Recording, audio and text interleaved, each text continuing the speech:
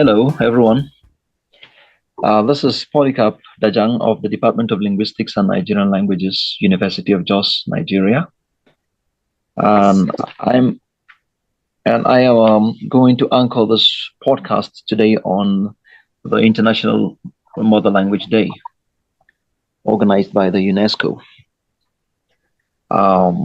Today is the International Mother Language Day, and this is one of the things that we do to promote the day, to celebrate mother languages across the world. Today I have some guests and discussants to talk about issues relating to the International Mother Language Day. I'll quickly introduce our discussants, our guests, starting with Professor Ihoma I. Akinremi. Professor Akinremi, you're welcome. If you can hear me. Thank you. Okay. Yes, thank you. Hello, everyone. Professor Akinremi is of the Department of Linguistics and Nigerian Languages, University of Jos too. Then we have Dr. Adewumi Anthony Erin. He is of the Department of Linguistics and Nigerian Languages, University of Jos. Professor Dr. Erin, are you with us? Yeah, I'm with you. Thank you. Welcome. We also have Patience Neri Gomwok. She is also of the Department of Linguistics and Nigerian Languages, University of Jos. Dr. Neri, are you with us?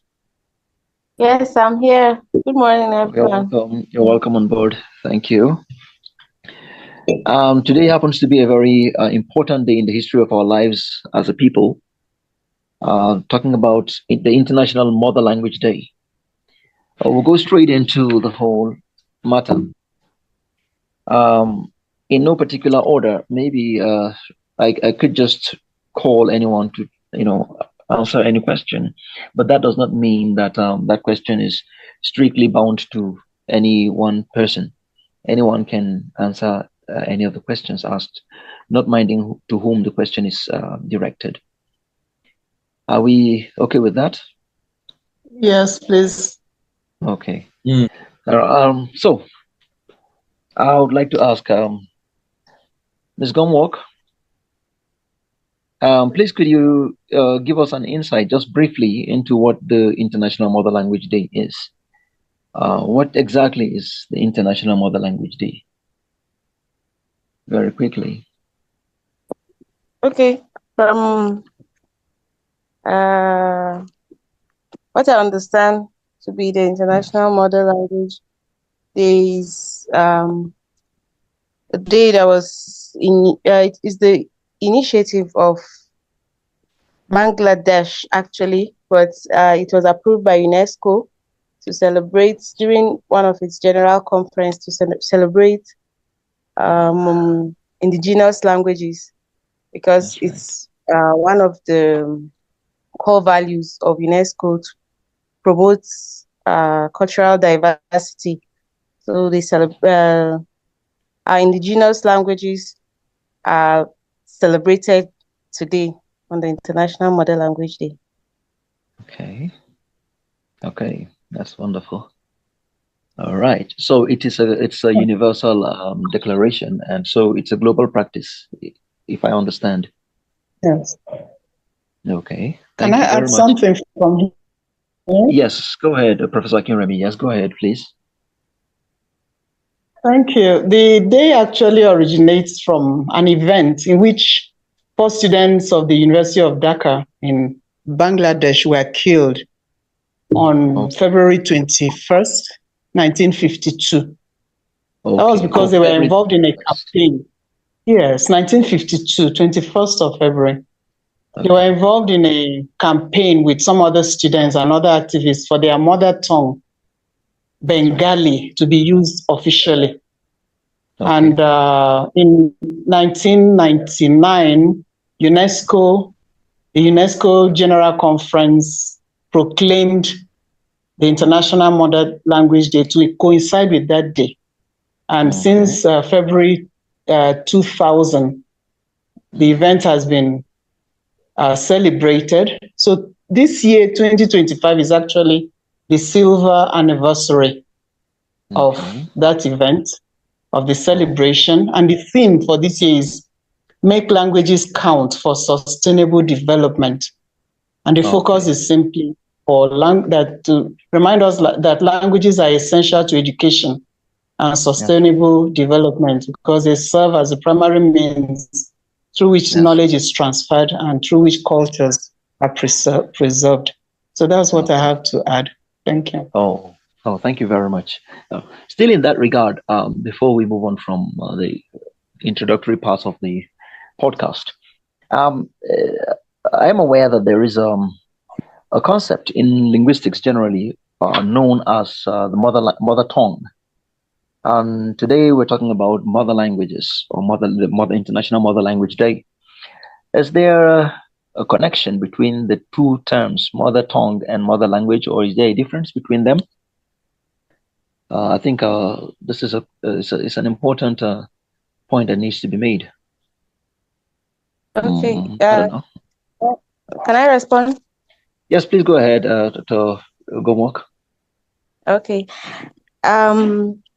Mother tongue and mother language, they are actually related. In fact, one's mother tongue and mother language are supposed to be one and the same thing, because the mother tongue is the language that someone inherits from the home, and usually that language is spoken to a child before the child is exposed to education. But nowadays, the mother tongue differs from the mother language because some parents don't speak the mother tongue to their indigenous language to their children. So they pass on any other language, maybe the language of wider communication, to the child at home. So you find out that that child grows up with a different mother tongue, that's a different language from the child's indigenous language. So you find out that the child has a different mother tongue and a different mother language, even though it's meant to be one and the same thing. But due to globalization, you find out that a child or someone will have a different mother tongue from their indigenous language. Okay. Wow, that's quite. Can I add a little to what you said? Yes, please, Dr. Erin, go ahead. All right. Well, basically, the concept of, just like Ms. Neri has spoken about, it's meant to be the same thing. That's right. But the idea is that from a purely linguistic perspective, the distinction is that the mother tongue is actually supposed to be the first language of contact of every child. And so it might not be like, from a personal experience, my mother tongue and my mother language are not the same.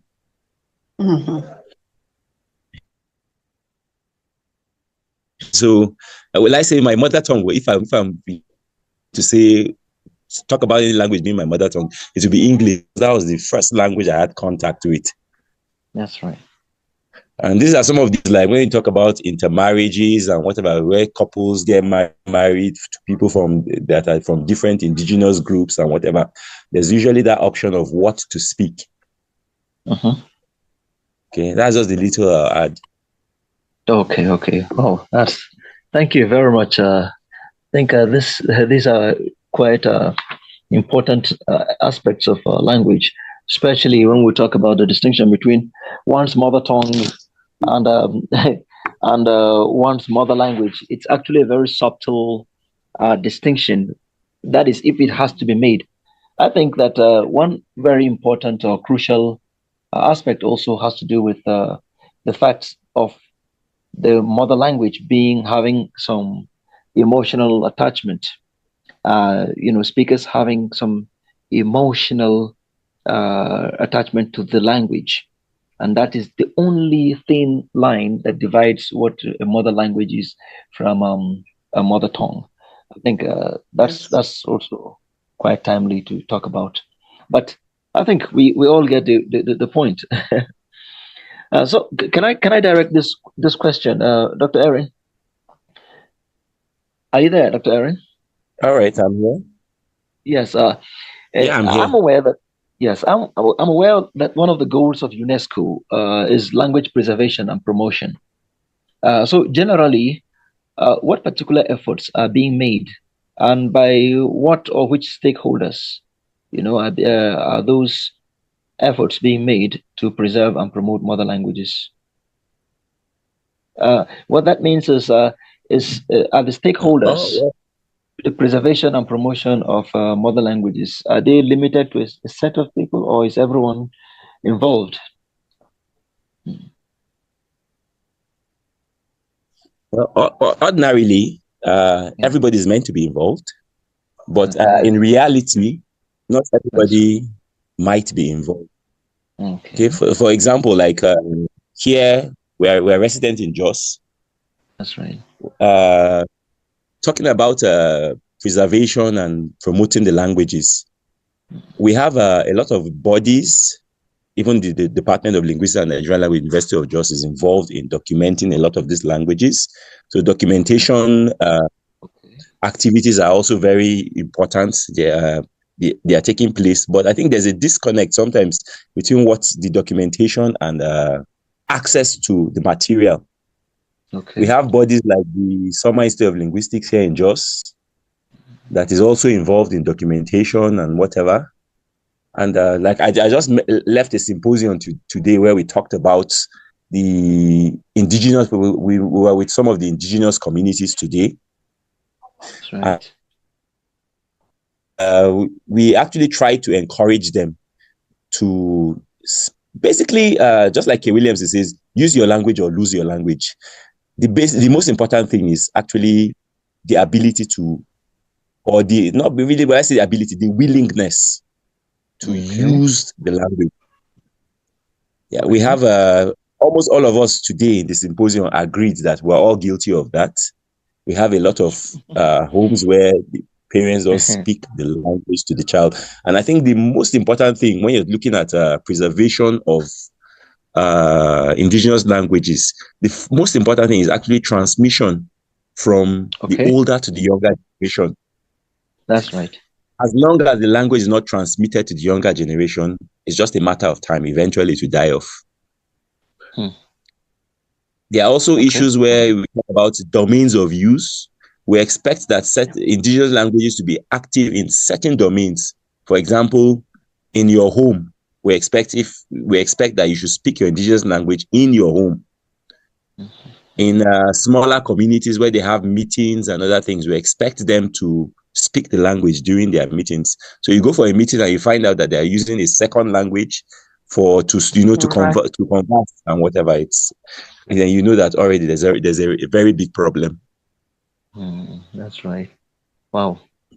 I am particularly interested in what you said about all of us, or rather all of you, being culpable.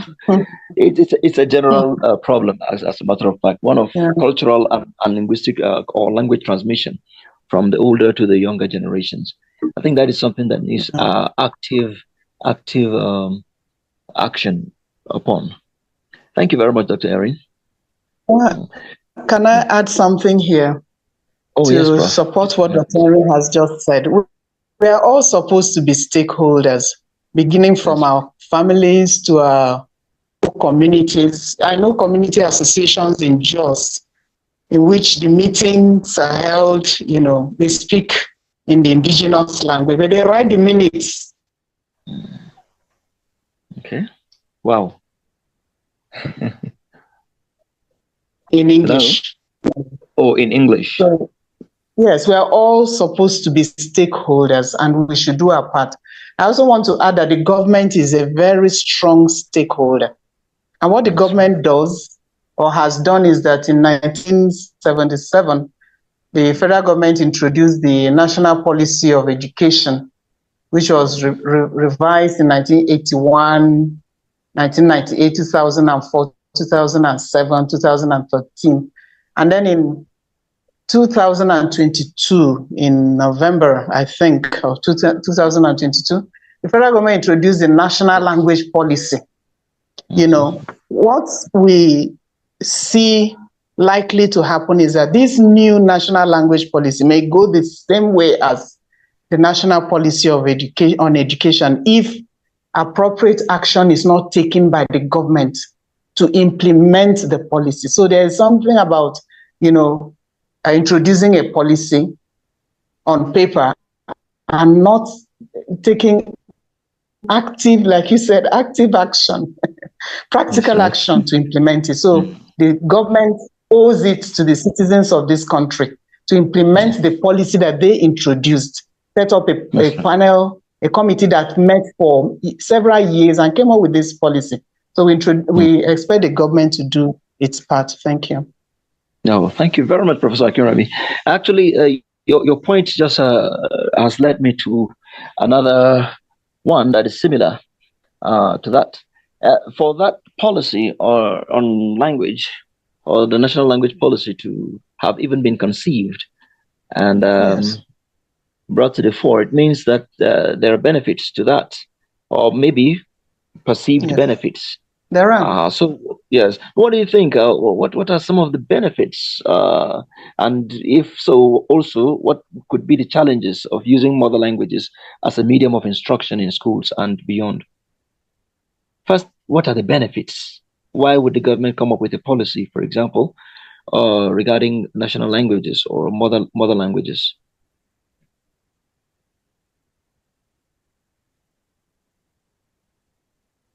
Hello? To me? Oh, was yes, that question yes, to me? Yes, but maybe someone else can answer. I lost connection for a bit. Yes, let someone else that I'll join. Yes, please. All right. So this is Dr. Erin. Yes, Dr. Erin. All right. Well, in terms of benefits, yes, our late Minister of Education, Babatunde Fafunwa, conducted an experiment in the 70s, from about, I think, 70 to 78, thereabouts. Yes. And certain sets of students were taught in their indigenous languages. Okay. And the outcome actually proved that they learned better because it was a controlled experiment. So certain ones were taught with English and the rest were taught in Yoruba. Okay. And the ones that were taught in Yoruba, actually, even in the English language itself, actually proved to have done better, performed better academically. Okay. So, yes, some of the benefits is that, just like you said, emotive issues. When there's an emotional attachment, it's actually easier to relate to these issues. Okay. And like Nigeria, I think at the last count, I think the latest ethnologue, we have about 527 languages. That's right. It's quite a very large number to manage. Okay, so one of the benefits is the idea of carrying everybody along in terms of security and peace. To a large extent, language is a very emotive issue around here. That's right. Anybody who feels they are left behind might actually become a problem at some point. So it actually carries everybody along when they feel that they've been placed. It's just that in terms of implementation, there's really a big problem, because there's this, I call it an escape clause. There's a difference between the mother tongue for education, and then there's what they call, due to the highly multilingual nature of the country, about the language of immediate community. Community, yes. So what they are saying is that if it's not possible to use the language of the indigenous language, you look for one of the wider languages that's like a lingua franca in the area and use to teach everybody. Okay. Now, some of the problems that we might have is that in terms of using the language for education and other things, most of these languages have not been developed to the point where there's this issue talking about corpus development. couples planning, you know, most of these languages have not been developed to the point where they can actually be used for certain things. For example, if you're talking about maybe physics or whatever, or even arithmetic, we don't have some words for some of these things in some of these languages. So there's a disconnect between the policy and implementation. Okay. I think the major problem is the issue of implementation. As long as we are, taking positive steps or concrete steps to implement this, will be groping in the dark. That's right. Yeah, we'll be groping in the dark. Okay. Thank you very much. Maybe I should throw this question. I should direct this question at Niri. Dr. Gomok, are you there?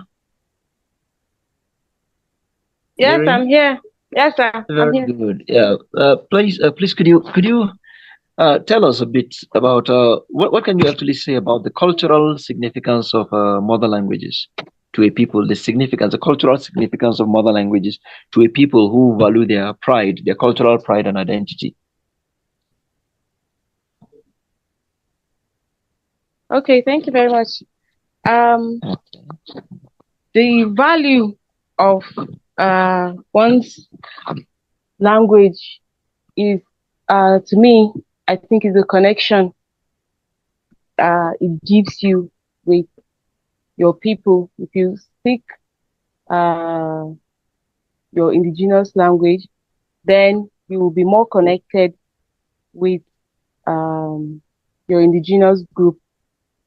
Okay, so that is one of the important values that you can communicate well with your indigenous members of your indigenous group, and also you will gain much.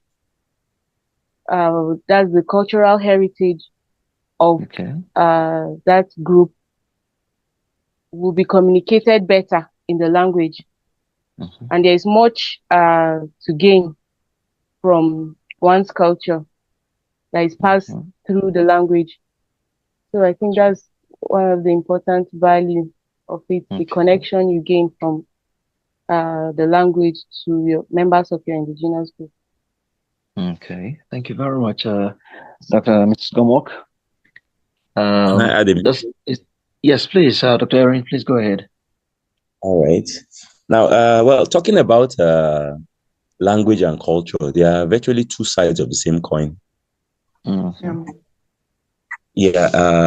Language is actually the vehicle of cultural transmission. That's right. So the identity, the material, culture, and everything is transmitted via language. That's right. Even in terms of, will I say they use the word technology? Because like traditionally now there are some medicinal plants and things that are passed down from generation to generation. It's transmitted via the language. That's right. In a nutshell, without language, you cannot pass the culture from one generation. Okay. Yeah, let me also add, thank you, Dr. Henry, for that insight. Even the way we think, the way we perceive the world, the way we organize our world is tied to our language. As linguists, we know about the theory of linguistic relativity. There's something that happens to the human mind as a result of the language the person is brought up with. That's the mother language we are talking about. And there are opportunities, there are traditions, there are memories, unique modes of expression and thinking that are imbibed in language. And these valuable resources, unfortunately, are being lost because the heritage languages that carry these cultural things are also being lost. And I would like to say that cultural pride and identity is such an embodiment of language that if we allow our languages to be lost, this world is going to be a less productive place. Like these cultural artifacts and material culture that are expressed, through language and other means. If they are lost, then the sustainable development that UNESCO is talking about, ending hunger, ending poverty, health, like Dr. Henry has talked about, medicinal herbs, okay, ensuring healthy lives and all that. All that will be lost. So there's a lot in our languages that spell cultural pride and identity, and for which we should preserve the languages. Thank you. Oh, thank you very much. That was quite insightful. Thank you. Dr. Erin, I picked up a point when you talked about that. You mentioned the role of technology. Now, maybe this question, I'm just throwing it out in the open. So anyone who feels led to grab it can do so immediately. What exactly? Today we live in an age of advanced technology. What with the rise of artificial intelligence, AI, So what particular role or specific role or roles does technology play in the whole matter of promoting and preserving mother languages? Certainly I think there is an agreement, a general agreement, that technology can play a role. What particular role can technology play this age of AI in terms of promoting and preserving mother languages? Okay. Yes, Mrs. Gonwalk, go ahead. Mrs. Gonwalk, please. Sorry for taking your spot. No, it's okay. Yes. All right. There are many applications that are used to use language. I know of people who use WhatsApp groups to communicate in their indigenous language. I know some people use Facebook, and then some also document aspects of their language on YouTube, and many other means. And there are language learning applications too. That's right. All these help in transmitting languages. People are taking advantage of it.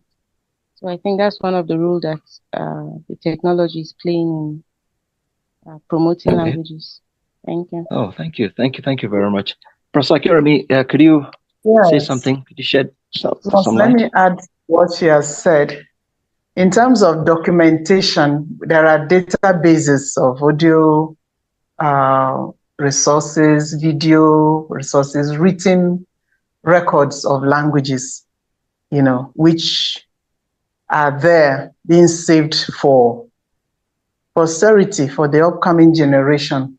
And I think if languages and or language communities can actually take advantage of technology, the issue of intergenerational transmission of our languages could be improved, could be addressed. And even the resources that are being developed, apart from documentation, to disseminate these resources, technology will play a huge role. And then the fact that, like Mrs. Gonwalk said, communities can engage online and have that sense of belonging.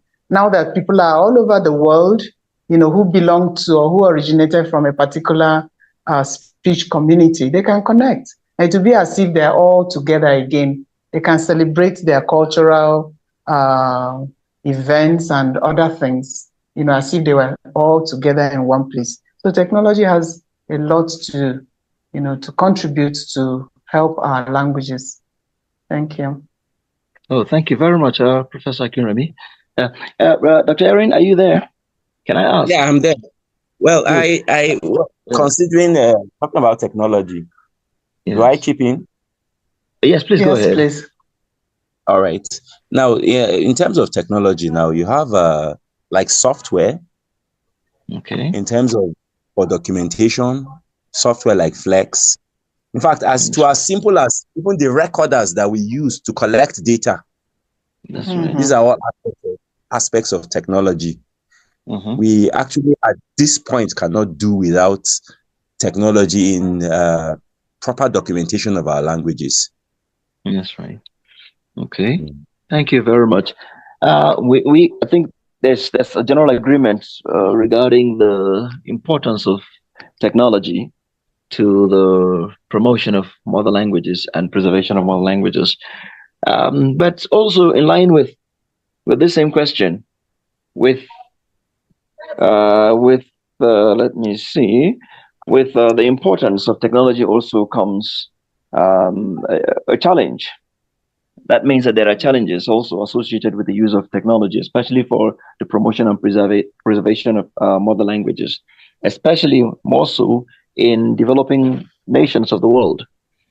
I think some of those challenges, there's just no end to them if we want to begin to enumerate them. But just a few, I think, should suffice. If we mention a few of the challenges, I'll start by saying, I think for some places, there's the problem of electricity. When you have technology, but you do not have the power to drive the technology, I think that's one challenge. And I think another challenge is that of network connectivity. Even as we are engaged in this podcast now, we have had to grapple with the challenge of connectivity, internet connectivity. So I think these are some of the issues. Not even minding policy issues from the government and other stakeholders. I think those challenges exist. Do we agree that those challenges exist? Yeah, we do. Yes, I agree. Okay, so I think that this is something that we also collectively have to look into as we strive to promote our languages, our mother languages, in this modern day and age. Thank you, everyone.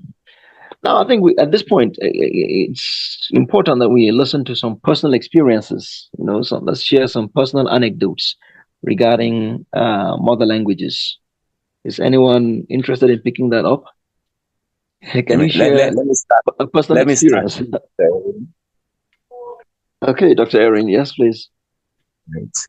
Now, well, in highly multilingual societies like ours, you cannot rule out the human factor. Let me use that word.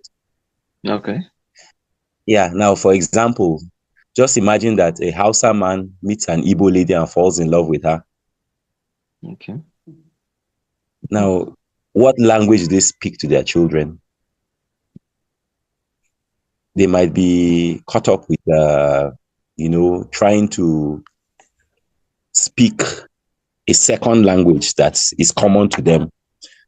That's right. Yeah.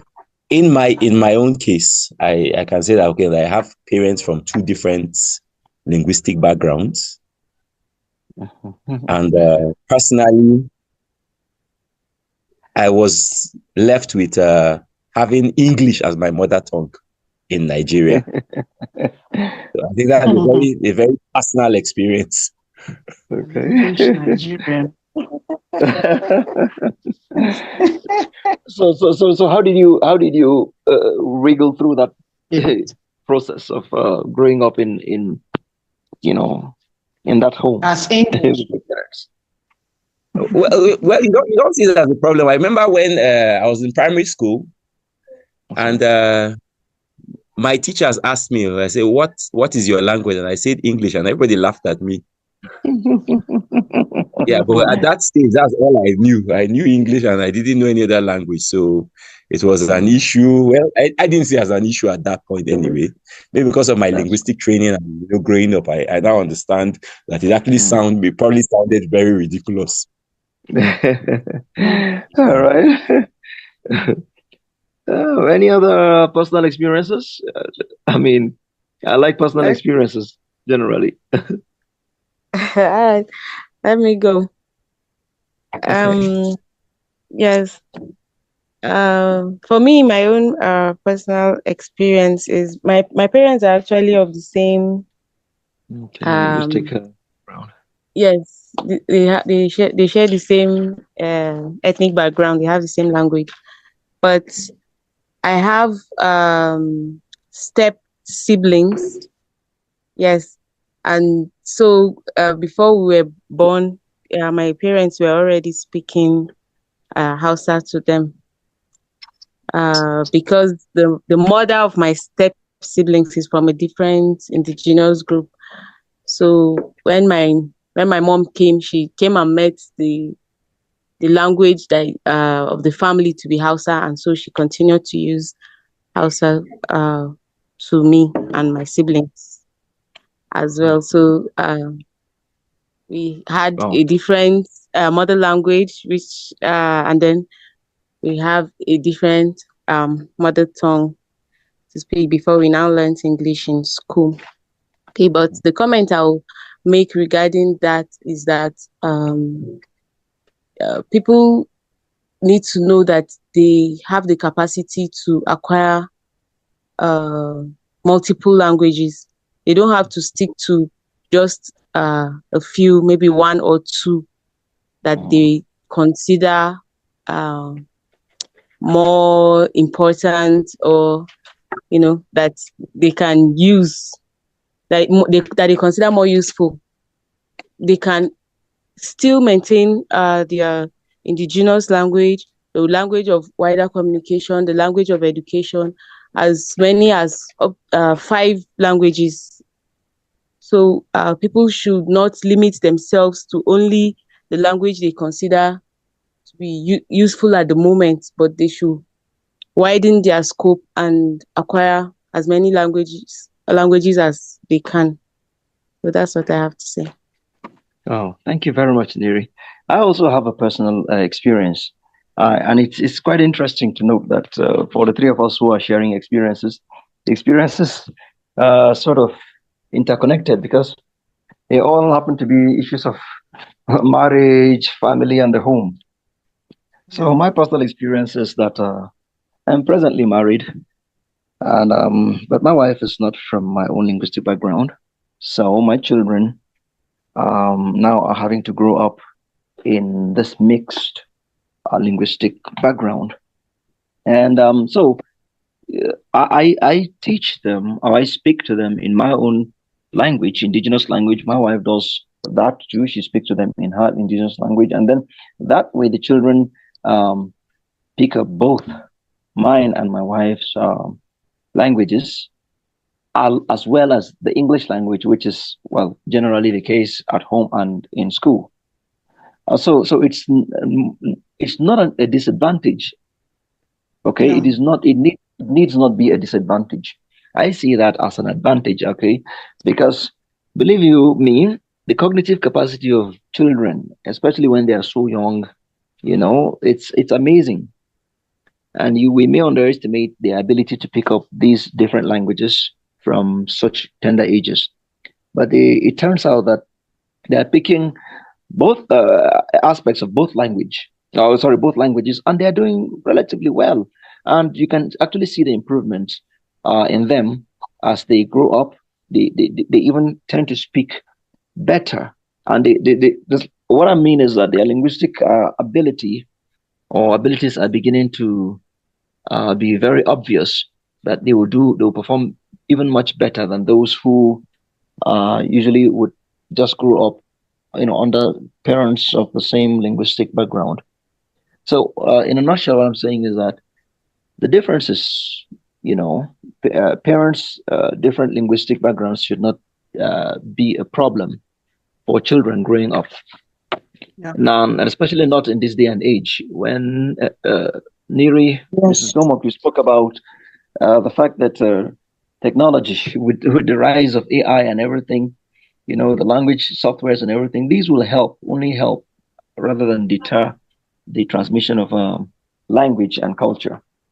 So I think this is it's a personal experience, and we're doing well. I don't think we have any issues so far, and I do not envisage any issues in the future. So this is Yes, please. And let me also add here, like to put together what has been said on this particular question. I would like to just say that it's always beneficial to learn other languages. So the aim should be, since we're already in mixed linguistic communities, the aim should be, to be bilingual or even multilingual. So parents of children with from different ethnic groups or linguistic backgrounds should encourage their children to learn the language of the immediate community. It mustn't be the language of the father or the mother. The language, like Nigerian pidgin, is spoken in most of our neighborhoods. In those days, they would say, don't learn pidgin, it will spoil your English. But we know better as linguists. Right. So even the pidgin, there is community, the child can learn. Or in the north where we are, children can learn Hausa. I know an Igbo family. The couple, both of them are Igbo, and the children speak Birom. They learned it in the neighborhood and they come home and they use it. But when they want to, their parents not to understand, they will speak Birom. They could speak Birom, they could speak Hausa. So let's open up this fair and allow our children to learn as many languages as possible. Thank you. No, thank you very much, Professor Kiremi. Thank you, everyone.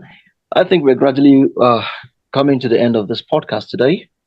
But not before I ask this very last question. And this question, I think, is open to anyone who wants to answer. This is it now. What does Mother Language Day mean to you? And how do you celebrate it?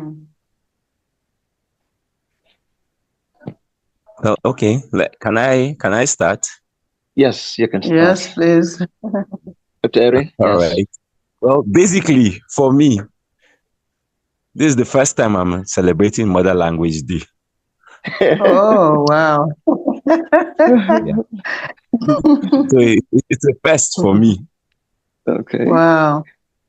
Yeah, it's a first for me. But, I've been involved in a lot of activities and whatever. And I even had to give a talk today talking about the mother language. Okay. And what I've learned is that it's the indigenous communities with proper guidance are actually ready to promote their languages. I think it's just will I use the word linguistic ignorance for many of them. Okay, I have, let me give a personal example. I have cousins whose parents are both Igbo, but they don't speak Igbo to their children. Oh. The children speak English, they speak Hausa. They grow up in, I know for I can't even know who I'm talking about. Yeah, they speak English, they speak Hausa. Okay. And it's actually strange that even in a situation where you have parents from a similar linguistic background, for certain economic, social reasons or whatever, psychological reasons, the parents feel that it is better that their children speak English or a more dominant language. Okay. Yeah. And I've learned that it's not necessary. Now, so for people who are, in situations like that, you're adding your indigenous language is actually a plus, and it's not a minus. It can never be a minus. Okay. Wow. Yeah. Wow. That was insightful. Yeah, let me say that I've been celebrating the National Mother Language Day since 2014. So this is my 11th year. And the day means to me that I'm being reminded to maintain my mother language, because that's the language that is dearest to my heart. That's right.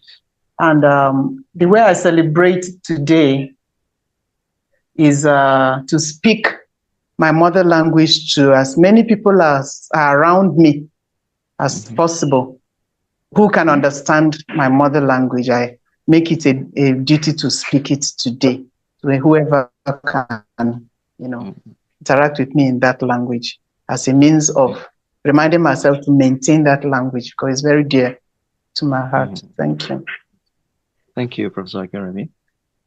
One last thought. Neri, are you there? Okay. Gomok? Yes, okay. This is my first time of celebrating it too. I think I've known about it, but this is my first time of participating in the celebration, and I'm very happy to do that because what it means to me is that people will become more aware of the need to maintain their languages rather than to discard it as something that is not useful. I remember some years back how I used to feel very embarrassed when I'm expected to speak my language and I realize that I'm unable to speak it. So I want people to be more aware that they need to maintain their language. So this day is very important to me because I would love to encourage people to speak their language, to maintain their language rather than discard it as something that is not useful. Thank you. Okay. Thank you very much. And I had a final thought. Yeah, any other? Yes, please go ahead. Add your final thoughts. All right. I think what we can say about the Mother Language Day is this, that I have learned that it's a day to celebrate our uniqueness, to promote our languages, and to understand that all languages are an invaluable resource that cannot be replaced. The death of a single language is actually a loss to the global linguistic community. Wow. Wow. Okay. Thank you. I think I'll stop at that. Okay. Thank you very much, Dr. Erin. If there's one thing that I'm taking away from this podcast today, it is that, as Dr. Erin said, the death of a single language is a huge loss to the global linguistic community. I don't think I'll forget this phrase in a hurry. Okay. So thank you very much, Professor Akinremi, Professor Ihoma Akinremi, Dr. Adewumi Erin Anthony, and Mrs. Neri Gomok, Patience Neri Gomok. Thank you very much for your time. You've been wonderful guests, and I appreciate your input to today's podcast. So we've had a good time discussing. Yes, we've had a good time discussing the International Mother Language Day. We've talked about what it is, how it's originated, the difference between what is known as mother language and what is also known as mother tongue. We've seen what the cultural significance of the mother language of other languages actually to people who value their cultural pride and identity. We have discussed the role of technology in the promotion and preservation of mother languages, okay, especially in today's world of artificial intelligence. We've seen the benefits and challenges of using mother languages as a medium of instruction. And we've also taken, importantly, personal insights, personal experiences, and anecdotes from our guests, our discussants. We've had a rich time to discuss these issues, and I am very, very grateful to all our discussants. And I wish you well for the future, because for some, this is the very first time that they have celebrated their Mother Language Day. But for veterans like Professor Akinremi, I urge you to continue to recruit people like us so that we can also help in recruiting others to celebrate the International Mother Language Day year in, year out. Thank you very much. Yes. So now I encourage our listeners to help in the promotion of linguistic diversity and also in the preservation of our indigenous languages, our mother languages.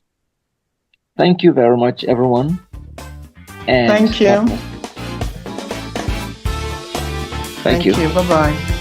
Bye. Thank you. Yeah, thank you. Bye.